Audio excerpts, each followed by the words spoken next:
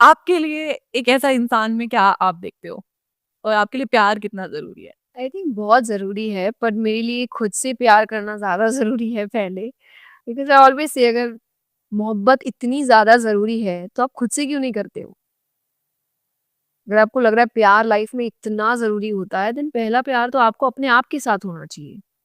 तो पहला तो I would say what love is for me is I should love myself first. Only then I can expect other people to love me. क्या आप लोगों से कह रहे थे ये मेरे से प्यार नहीं कर रहा, वो आप अपने आप से प्यार करते हैं? क्या आप अपने आप को उतना लायक मानते हैं कि आपसे आप प्यार कर सके?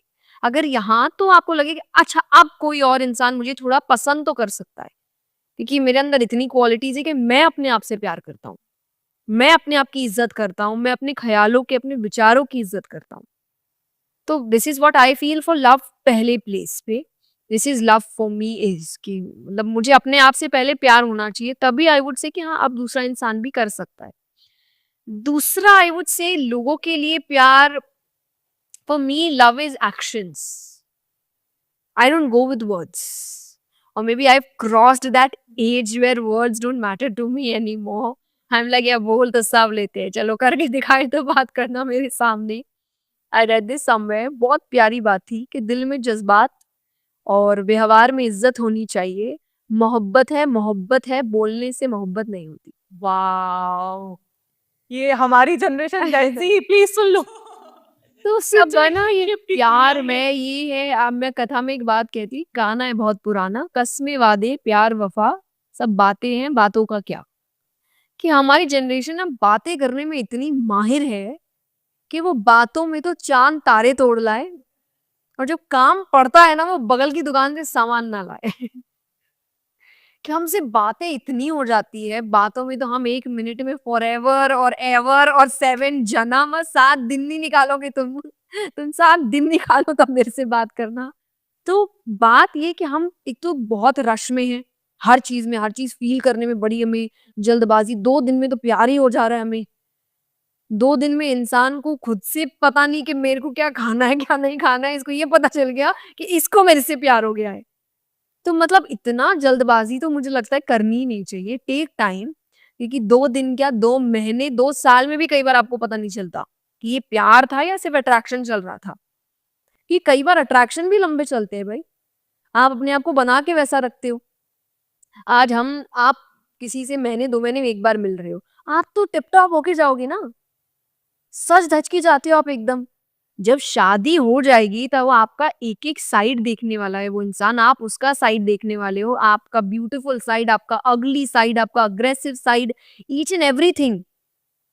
उसके बाद प्यार कितना होगा तब देखेंगे और लास्ट में यही सब चीज़ों से प्यार हट जाता है।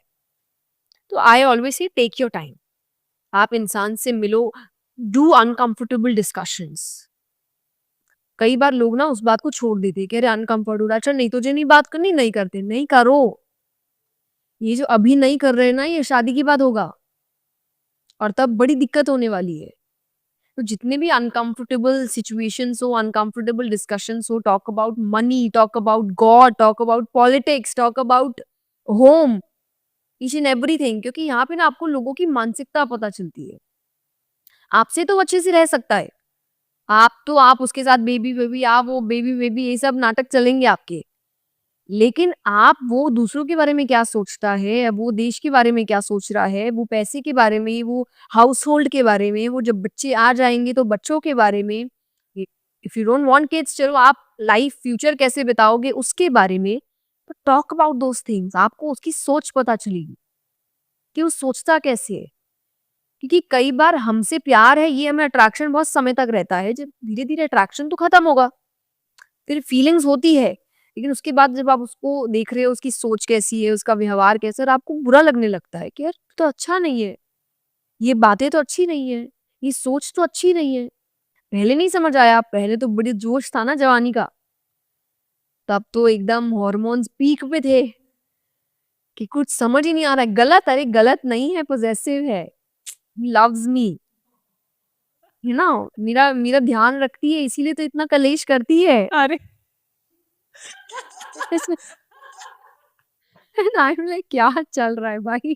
लेकिन ये इस वक़्त ना बड़े जोश में होते हो, आपको उसकी हर बुरी चीज़ अच्छी लग रही होती है। उसकी हर चीज़ को आप ना अच्छा बनाते हो। पूरी दुनिया आपको बोल रही होती है वो गलत है, गलत है, गलत है। दुनिया गलत कर देते हो, आप उसको गलत नहीं बोलोगे। और फिर एंड ऑफ द डे जब सब खत्म होता है तब वो सारी दुनिया खड़ी होती है, क्या जन्म-जन्म का रिश्ता। तो मुझे लगता है आप ना सोचना समझना बंद कर देते हो उस वक़्त। तो एक तो उस शुरुआती चीज़ को तो आप छोड़ ही दो, जब आपके हार्मोन्स पीक पे है, जब आप बड़ा एक्साइटेड फ़ील करते हो ऑल द टाइम, उस वक़्त ये क्या है रिश्ते में, ये प्यार है, नहीं है, इस इंसान के साथ लाइफ़ टाइम बिताना है, ये सोच उसको रोको, डिसीज़न नहीं लेना। जब थोड़ा स्टेबल हो जाओ, जब वो डिस्कशंस करो, डिस्कशंस में आपका अट्रैक्शन अब लुक से, आपका अट्रैक्शन अब टच से ना होके सोच से, उसके इंटेलिजेंस से, उसके काम करने के तरीके से, उसका इमोशनली चीज़ों को हैंडल करने से जब अट्रैक्शन आएगा ना, then I would say you are falling in love, because that's what you need after a certain point of time.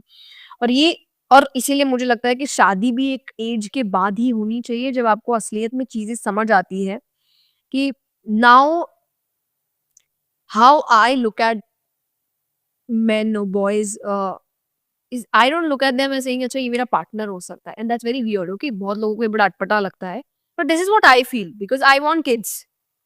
Actually, I want to get married to have kids. The main reason is kids. I love kids. तो मुझे वो journey जीनी है, but उसके लिए हाँ I want to get married, I want to have a family. का जब मैं किसी को भी देख के मुझे ऐसा फील होता है कि अच्छा maybe I can think something और maybe I can think of a future, what I feel is कि ये इंसान मेरे बच्चे के लिए ठीक होगा क्या, ये मेरे बच्चे के आसपास होना चाहिए क्या, इसकी सोच मेरे बच्चे के अंदर आनी चाहिए क्या। और जब मुझे आंसर यस मिलता है तभी मैं फॉरवर्ड जाने की कोशिश करती हूँ, otherwise I go back, because मुझे है चॉइस पार्टनर चूज करने की, मेरे बच्चे को पिता चूज करने की आजादी नहीं है। वो मेरा काम है कि उसको एक अच्छा पिता मिलना चाहिए। और मैं अपने आप को लेकर, ये आप अपनी फैमिलीज में देखिए, आप अपनी मदर्स को देखिए, अपने फादर्स को देखिए, वो एक दूसरे में बड़ा कॉम्प्रोमाइज कर लेते हैं, बड़े एडजस्टमेंट्स कर लेते हैं, एक दूसरे की बुरी से बुरी हरकत माफ कर देते हैं, बुरी से बुरी आदत को इग्नोर कर देते हैं, बच्चे के समय नहीं करते। तब माँ पागल हो जाएगी अगर बच्चे की कोई बात होगी, पिता अगर बच्चे की कोई बात है तो उस वक्त अग्रेशन में बच्चों के लिए वो कोई कॉम्प्रोमाइज नहीं करते। तो जब आप पार्टनर ढूंढो ना, तो आप ये जरूर ढूंढना क्योंकि हम अपने पार्टनर में कॉम्प्रोमाइज कर लेंगे, हम अपने बच्चे को लेके कॉम्प्रोमाइज नहीं करेंगे कि नहीं मेरे बच्चे को ऐसी लाइफ नहीं मिलनी चाहिए, मुझे मिल गई। कई बार आप मदर्स को देखिए, जब उनको ऐसे कई बार हस्बैंड्स पार्टनर्स मिलते हैं जो थोड़े ठीक नहीं होते हैं, तो उनकी बच्चे की लड़ाई होती है, मेरे साथ कर लिया, मेरे बच्चे भी नहीं आना, मुझे रोक लिया, उसको नहीं रोकना। तो ये अपने आप निकलता है उनके अंदर से। तो आज इस एज पे मुझे ऐसा लगता है कि this is what I look in a partner, कि मेरा बच्चा, उसकी परवरिश कौन करेगा, मैं तो करूंगी, मेरे बारे में मुझे पता है सब कुछ, पर दूसरा कैसा होगा ये मुझे देखना है। वो अच्छा होगा तो ही वो मेरी जिंदगी में होगा, वरना नहीं होगा। ये लेकिन एक सर्टेन एज के बाद आपको समझ आता है। इसलिए व्हाट आई फील इज शादी थोड़ा आप टाइम लेके करो, सोच ऐसे जल्दबाजी में भागा दौड़ी कर रहे, देखो क्या हो रहा है यार आजकल। पहले होता था ना, पहले वो खोलो तो पता चलता था शादियां हो रही है, अब खोलो तो टूट। It's become scary to open Instagram these days. You open an Instagram and somebody's divorced. So I think just take some time. Otherwise, obviously exceptions are always there. कई बार आप देखते हो बहुत सालों सालों बाद भी लोग अलग हो जाते हैं. They have their own reasons.